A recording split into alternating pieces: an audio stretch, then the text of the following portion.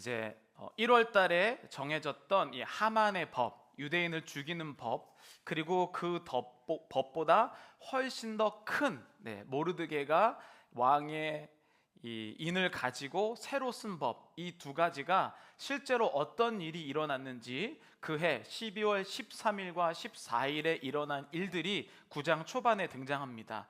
그래서 하만의 법보다 새로 지은 모르드게의 법이 훨씬 커서 유대인들이 자신들을 방어하고 이 원수였던 아말렉 자손 하만과 그의 모든 자손들을 진멸하는 이야기가 에스더 9장에 전체적으로 나옵니다. 그런데 이 이야기가 하만을 이기고 아말렉을 죽이는 이야기로 끝나지 않고 오히려 그거보다 더 긴 부분이 오늘 20절, 21절로 대변되는 규례를 세워 계속 지켜라 라고 하는 게 오히려 더 많은 부분을 차지하고 있다는 거예요.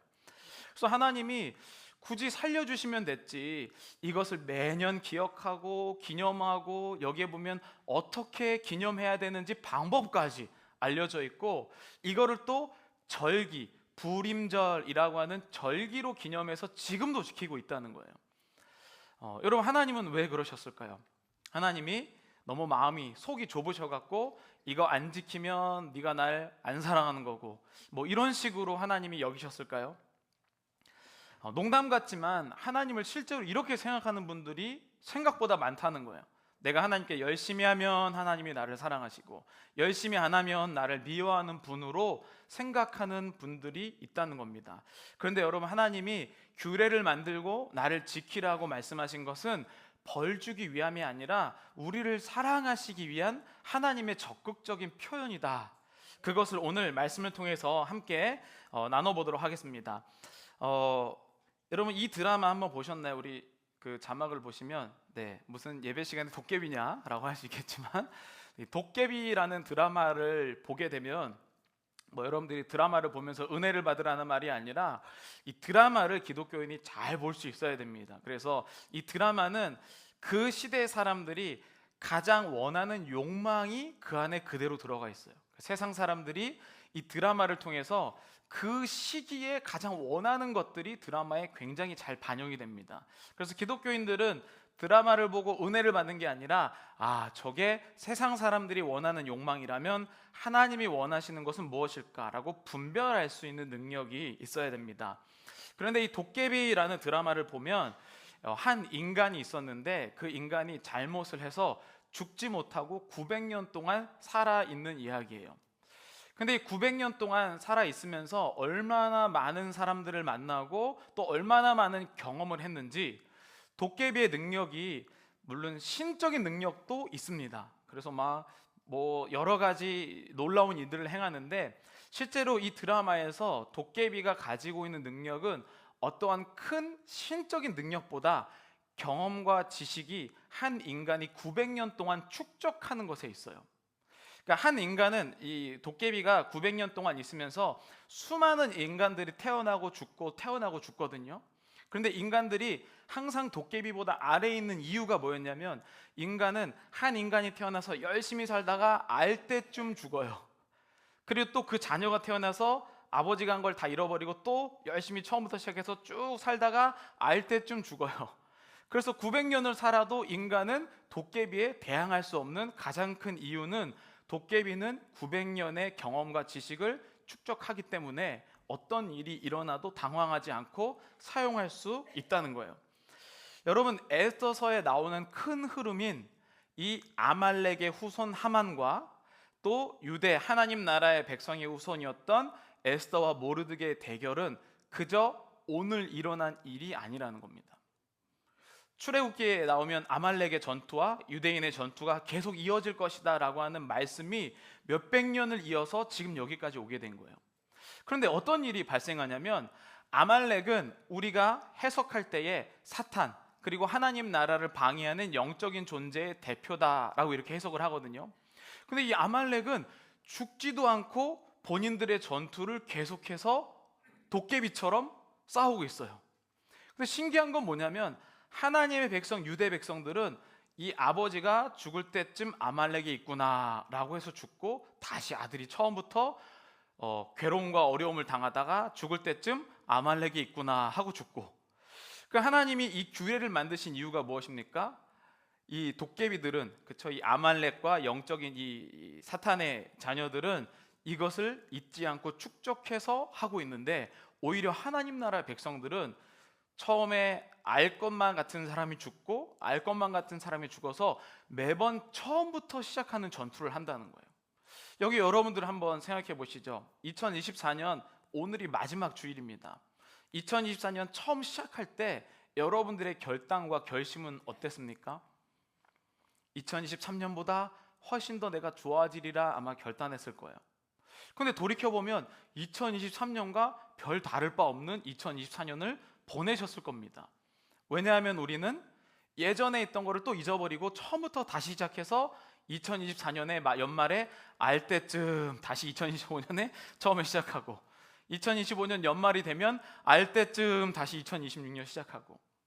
여러분, 규례를 지키는 이유는요, 우리가 이렇게 처음부터 시작하는 것이 아니라 이미 쌓아진 것들이 있으며 이미 내가 실패한 그 위에서 시작할 때 전혀 다른 길들이 벌어지게 된다는 것을 하나님이 알려주시기 위함이에요.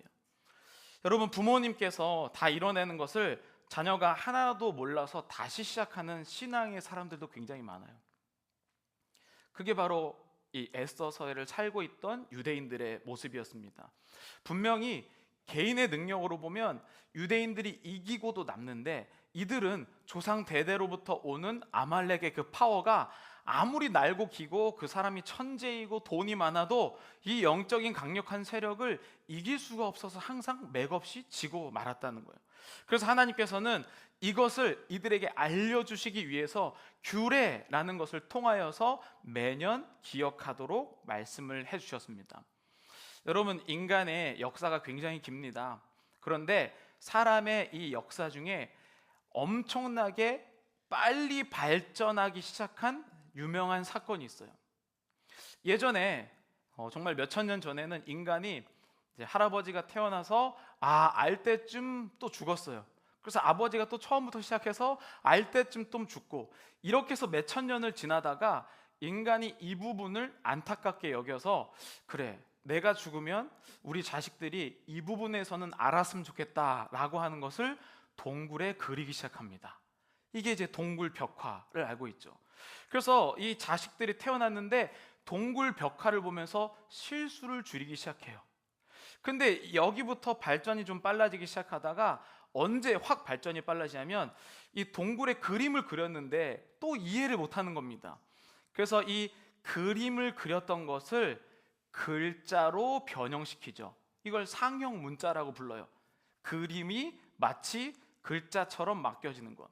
그래서 인류의 발전은요, 글자가 기록되고 글자를 읽으면서 완전히 발전하게 됩니다.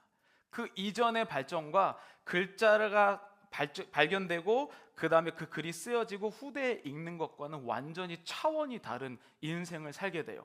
그러니까 이 조상들의 이 지혜를 축적한다는 것이 얼마나 큰 파워가 있는지 인간의 역사를 통해서 알 수가 있습니다. 어느 정도 비교가 되냐면 거의 몇백 년의 역사가 한 시간으로 압축될 수 있는 게 바로 이 글자의 힘이었어요. 그래서 여러분들이 이 세계의 역사를 보시면 있는 사람들이 이 글을 본인들만 소유했다는 것을 알게 됩니다. 글자를 이해하고 이 문자를 가지는 것이 예전에는 엄청난 파워였기 때문이죠. 그래서 이 인간이 글자가 생겼을 때 무엇을 적기 시작했냐라고 봤더니 가장 먼저는 이 농축산물의 수확량을 기록했습니다. 그러니까 올해 날씨가 이렇게 되면 쌀이 이만큼 열리더라, 과일이 이만큼 열리더라, 이것을 적어놓고 사람들이 대비하기 시작한 거예요.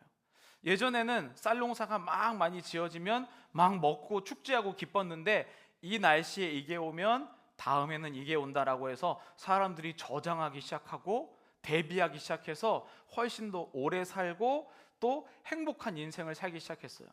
또 그리고 두 번째로 이 글자가 나오면서 기록된 게 뭐냐면 이 소유권 그리고 채무를 기록합니다. 그래서 이게 우리 집이구나라고 하는 것을 다음 때에 잊기 시작하죠. 그래서 부의 대물림이 글자로부터 또 시작된다는 것을 알 수 있습니다.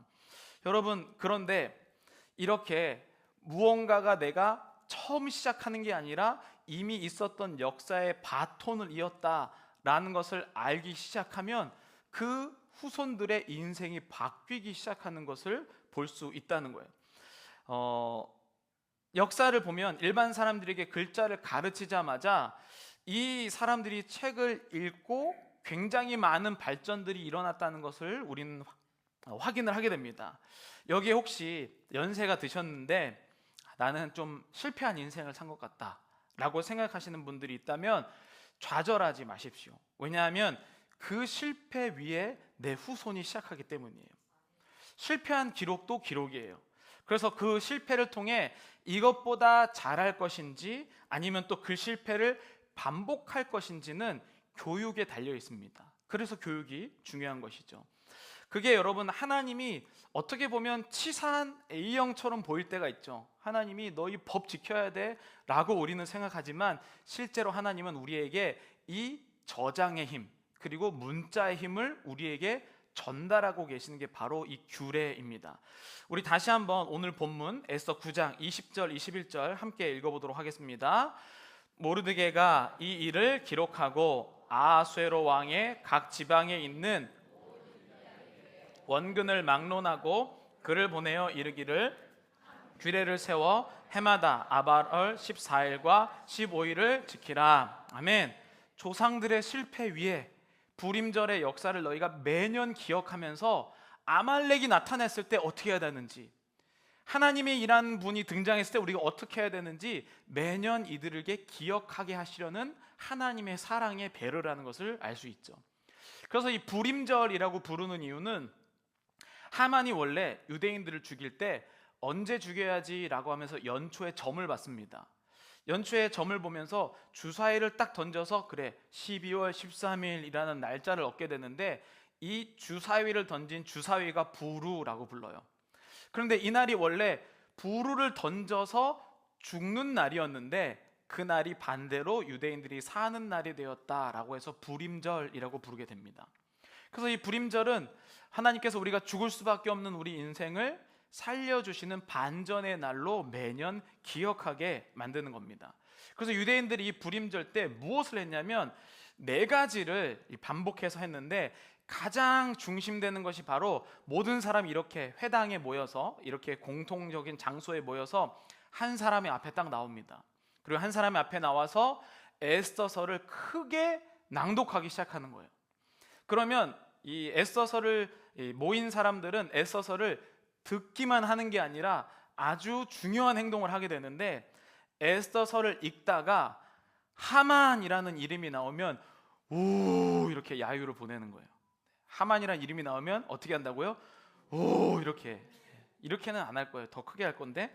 그리고 에스더라는 이름이 나오면 모르드게 에스더라는 이름이 나오면 어떻게 할까요? 와 막 박수를 쳤다는 거예요. 자, 그래서 우리가 이걸 한번 실천해 볼 텐데요. 에스더 9장 24절부터 26절까지 하만이 나오면 오, 에스더가 나오면 와, 한번 해보겠습니다. 제가 낭독자고 여러분들이 참석한 분이에요. 곧 아각 사람 함무다다의 아들 모든 유다인의 대적 하만이 좀 잘하셨 일부보다는 조금 더 잘했는데 이게 어떻게 해야 되냐면 하만이라는 이름이 들리지 않을 정도로 미리 준비하고 있다가 오 해야 돼요. 요즘에 유대인들은 어떤 기구를 만들어서 막 흔들면서 우 한대요. 하만의 이름을 듣기 싫어서. 자, 다시 하겠습니다. 곧 아각 사람 함무다다의 아들 모든 유다인의 대적 하만이 유다인을 진멸하기를 꾀하고 부루 곧 제비를 뽑아 그들을 죽이고 멸하려 하였으나 에스더가 왕 앞에 나아감으로 말미암아 왕이 조서를 내려 하만이 유다인을 해하려던 악한 꾀를 그의 머리에 돌려보내어 하만과 그의 여러 아들을 나무에 달게 하였으므로 여기까지만 읽을게요. 자, 여러분 굉장히 재밌죠, 그죠? 그리고 그냥 성경을 아까 처음에 여러분들 했을 때 하만이라는 걸 보고 나서 하니까 이미 하만을 듣고 하시잖아요, 그죠? 근데 이거는 미리 하만이 글자를 보고 미리 그 이름이 나타나지 않도록 오 이렇게 한단 말이죠. 여러분 이 말씀을 읽은 사람이 만약에 하만과 아말렉과 같은 영적인 전쟁이 나타났다, 그럼 어떻게 행동할까요? 하지 않겠습니까? 여러분들의 인생에 하만과 아말렉과 같은 영적인 전투가 일어나는 걸 내가 깨닫기만 한다면 하고 외칠 거예요. 그러나 그 순간들 가운데 하나님의 손길이 느껴진다 그러면 와 박수 칠 겁니다. 그게 불임절이에요. 하나님이 왜 이것을 우리에게 기억하게 하게 하셨을까요? 우리의 인생은 이 하만과 아말렉의 전투가 끝나지 않는다는 거예요.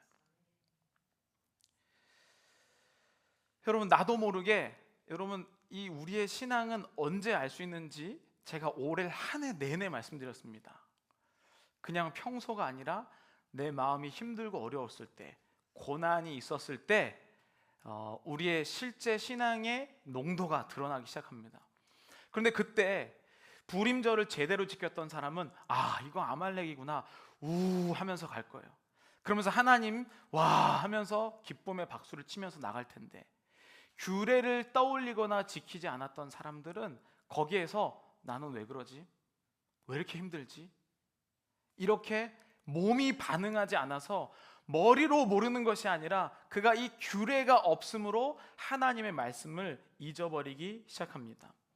왜냐하면 이 불임절은 조상들의 실패 위에서 시작한 이 절기이기 때문이죠.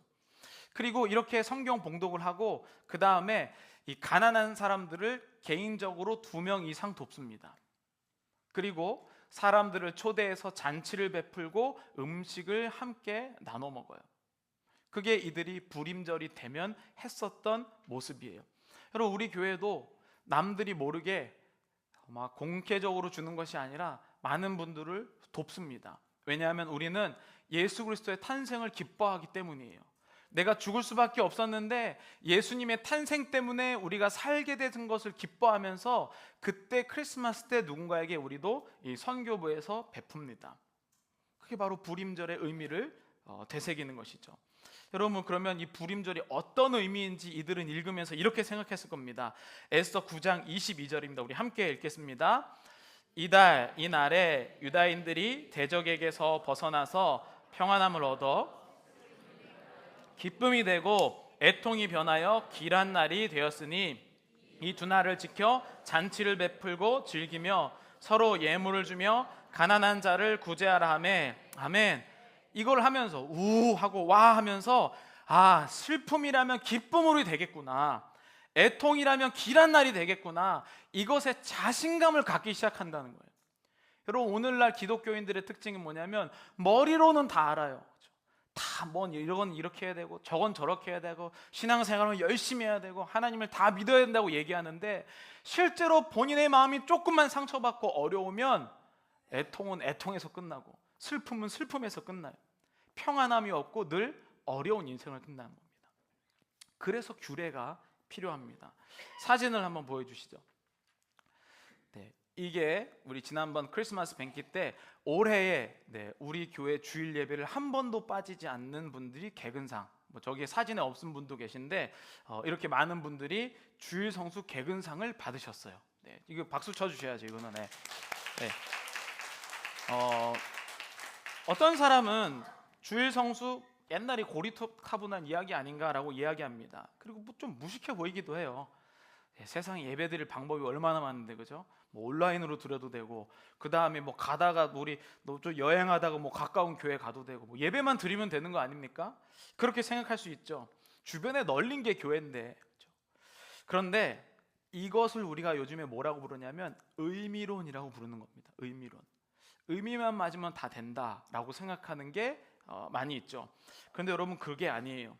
이 규례는 상징과 의미로 대체될 수 없습니다. 규례를 지키기 위해 눈물을 흘릴 수밖에 없어요. 규례를 지키기 위해 굉장히 힘듭니다. 제가 지난번에도 말씀드렸지만 저희 아이들에게 이 규례를 가르치기 위해서 꼭 학교가 금토일 수학여행을 간단 말이에요. 저희 아이들이 연년생 8학년, 7학년인데 먼저 첫째가 작년에 또 수행여행 갈 때 꼭 먼 데로 가, 빅베어 이런데. 그래서 금요일날 출발해서 토요일 저녁에 우리 온 가족이 모시러 가갖고 주일날 예배 드리고, 또 둘째도 똑같이 모시러 가고 예배 드리고, 이거 굉장히 무식하고 바보 같은 일 같거든요. 그런데 그 주의를 지켰던 눈물이 이 아이를 지키는 거예요. 고통이 없이는 이 모든 것이 의미로 다 바꿔요. 나 마음속으로 기도했어. 나 마음속으로 엄마 아빠 사랑해. 나 마음속으로 하는 이런 의미가 우리를 지켜주지 못하는 게 위기 상황이 오면 의미를 바꿔 해석하기 때문이에요. 위기 상황이 오면 내 몸이 기억하여서 슬퍼도, 여기 나오잖아요. 슬픔이 변하여 기쁨이 된다고 하는 것이 규례를 지킬 때는 나오는데, 규례를 지키지 않으면 슬픔은 슬픔으로 끝나요. 왜냐하면 규례를 지키다가 슬퍼본 적이 없거든요. 나는 좋은 것만 하고 의미로만 생각하기 때문입니다. 그래서 여러분, 고난과 어려움이 있을 때 평소에 주의를 지키기 위해서 목숨 걸었던 그 마음으로 이겨내기 시작합니다. 여러분, 주일 한번 빠진다고 내 신앙이 막 곤두박질치고 하나님 떠나는 사람이 많지 않습니다. 그런데 고난이 왔을 때는 이기지는 못해요. 그래서 항상 이런 종류의 분들이 어떤 신앙생활 패턴을 거치냐면 열심히는 해요. 근데 업앤다운이 엄청 심한 거예요. 열심히 할 때는 막 세상을 다 바꿀 것처럼 열심히 하다가 고난이 다가오면은 갑자기 막 사라졌다가 쭉 잠수 탔다가 다시 쭉 나타났다가. 여러분, 이런 고통을 이길 수 있는 힘은 하나님이 그래서 우리를 사랑하시려고 이 불임절과 규례를 우리에게 주셨습니다. 왜 그러냐면 이런 일들은 하만 이겼다고 해서, 아말렉 자손 죽였다고 해서 끝이 나지 않기 때문이에요. 아말렉의 이야기는 언제 처음 나왔냐면 구약 성경 출애굽기 17장에 처음 나옵니다. 그런데 이 싸움이 결코 끝나지 않는다라고 밝히고 있어요. 우리 출애굽기 17장 14절부터 함께 보시면요, 여호와께서 모세에게 이르시되 이것을 책에 기록하여 기념하게 하고 여호수아의 귀에 외워 들리라. 내가 아말렉을 없이하여 천하에서 기억도 못하게 하리라. 모세가 제단을 쌓고 그 이름을 여호와 니시라고 하고 이르되 여호와께서 맹세하시기를 여호와가 아말렉과 더불어 대대로 싸우리라 하셨다 하였더라. 여러분, 영적인 전쟁은 여러분들이 교회 다닌다고 해서, 구원받았다고 해서, 오늘 은혜 받았다고 해서 끝나지 않는다는 거예요. 우리가 규례를 애써 눈물을 흘리며 지킬 때에 하나님께서 아말렉과 대대로 싸운다라고 하는 것이 야유 우 들리고 박수와 갈채로 하나님의 역사하심을 기대하게 된다는 겁니다. 저는 오늘 여러분들의 인생에 이 야유와 하나님을 향한 박수와 갈채가 동시에 임하기를 간절히 축복합니다. 그렇기 때문에 저는요, 저희 할머니 할아버지의 실패 위에서 시작한 사람이에요. 저는 저희 부모님의 아버지 어머니의 실패 위에서 신앙생활 시작한 사람입니다. 우리 교회는 우리 원로 목사님과 사모님의 실패 위에서 지금 발전돼 가고 있는 교회예요. 이것을 신약 성경에서 뭐라고 얘기하냐면 이렇게 얘기합니다. 우리 함께 읽겠습니다. 로마서 8장 28절입니다. 우리가 알거니와 하나님을 사랑하는 자 곧 그의 뜻대로 부르심을 입은 자들에게는 모든 것이 합력하여 선을 이루느니라. 아멘. 여러분, 합력하여 선을 이룬다는 것은 완벽한 조각을 모으겠다는 뜻이 아니에요. 하나님이 완벽한 것만 모아서 하나의 작품을 만드는 게 아니라 깨어진 것들을 하나님께서 모으셨을 때 선이 된다라는 것을 이야기합니다. 두 가지 의미가 있어요. 깨어진 사람들이 모여서 선을 이루는 것을 교회라고 표현하죠. 공동체적으로 이해할 수 있습니다. 그런데 또 다른 하나는 개인적으로 해석할 때 우리의 모든 삶의 조각과 실패들을 모아서 하나님이 선을 이루신다라고 표현하죠.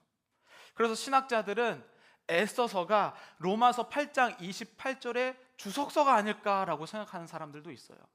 여러분, 우리는 우리 부모님, 우리 조상들, 또 그리고 내가 오래 했었던 실패 위에서 시작하는 존재들이에요.